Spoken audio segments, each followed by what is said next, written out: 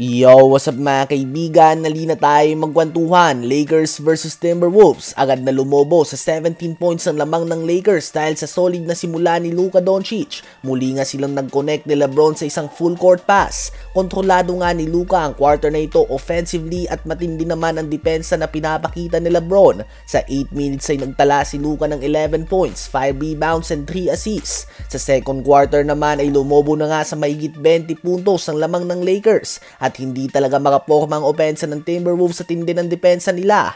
Natapos ang first half sa score na 58-47, 11-point lead para sa Lakers. 19 points, 5 rebounds and 3 assists na sa LeBron James. 13 points, 7 rebounds, 4 assists si Luka Doncic at 9 points, 4 rebounds naman si Austin Reeves. Sa third quarter naman ay napatalsik si Anthony Edwards matapos na matanggap nito ang kanyang pangalawang technical foul at 16 sa season na ito. Ibig sabihin ay suspended na nga siya sa kanilang next game. Tinapon niya din ng bola mga kaibigan sa fans at tiyak nga na may multa ito. Pilit na gumagawa ng comeback ang Timberwolves, ganun pa man despite the off-shooting night ni Luka Doncic ay nakuha nga ng Lakers ang panalo sa game na ito. 31 points, 16 rebounds, 6 assists sa LeBron James, 23.6 rebounds, 5 assists si Austin Reeves at 21 points, 14 rebounds and 5 assists naman si Luka Doncic. Habang ang Golden State Warriors naman ay binaliktad nga ang game nila kontra sa Orlando Magic sa second half. Umabot na nga sa 17 points ang lamang ng Magic, subalit sa third quarter ay nagliyab si Steph Curry. Gumawa siya ng 22 points sa quarter na ito at nabawi nila ang lamang. Sa dulo nga ng third quarter ay may 43 points na in 27 minutes ang two-time MVP. Hanggang sa tuluyan nang nakuha ng Golden State Warriors ang importanteng panalo sa score na 121-115. Kain na gumawa ng 41.6 rebounds si Paolo Banchero at 27 points si Franz Wagner.